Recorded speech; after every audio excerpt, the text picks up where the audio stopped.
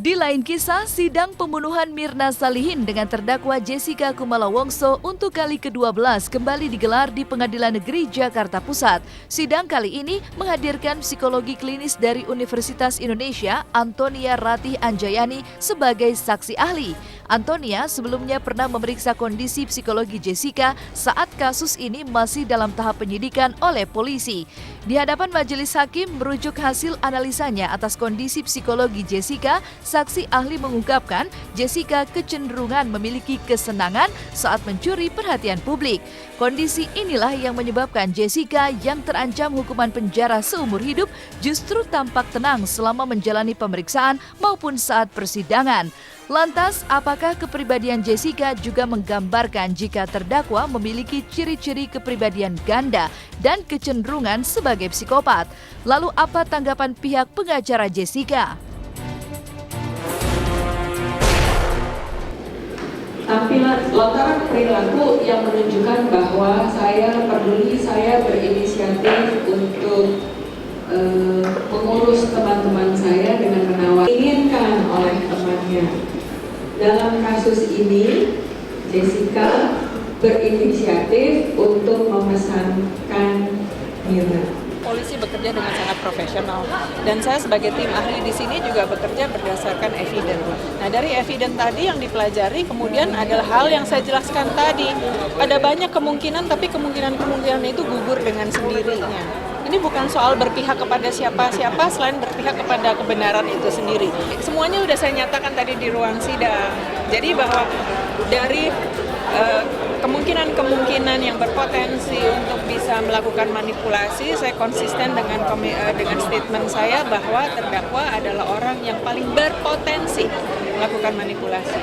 Kapan? Pada menit tadi ketika paper bag disusun di depan, kemudian Bu Ratih, bagus. Bu Ratih itu ya seorang psikolog pinter loh itu. Dia mau datang sampai bersaksi itu kan karena ada sebab.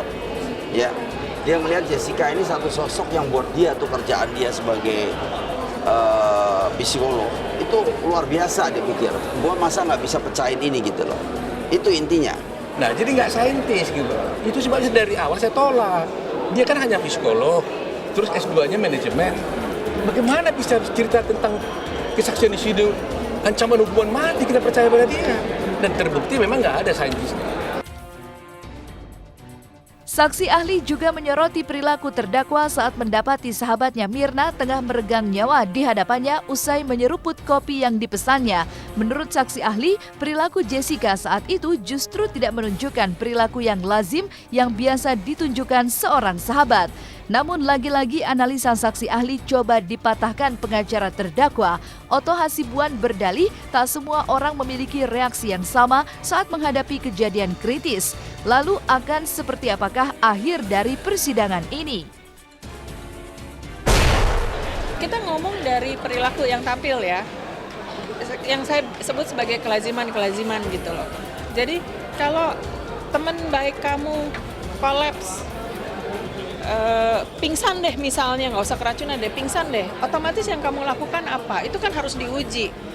Otomatis kamu akan berusaha untuk menyelamatkan dia, nolong dia. Paling nggak you show empati lah, ada apa segala macam gitu ya. Tapi bukan diem aja and then watching you die gitu. Yang ini kan yang tampak kan di perilakunya begitu.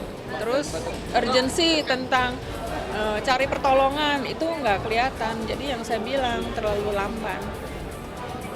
Jadi bahwa kemudian ada perilaku ngangkat, ya it's not significant. Tadi saya bicara tentang berpihak kepada kebenaran ya. Mirna tuh udah mati, nggak ada yang bisa, dia nggak bisa membela dirinya. Jadi harapan saya sih keadilan sungguh-sungguh bisa ditegakkan buat Mirna ya. Orang meninggal, itu namanya disebutkan itu adalah kejadian kritis. Itulah pakai ya, meninggal kah, bom kah, apakah? Apakah semua orang di dunia ini, di Jakarta, dengan sukunya, perempuan, laki-laki, sama antisipasinya, sama adaptasinya terhadap situasi kritis.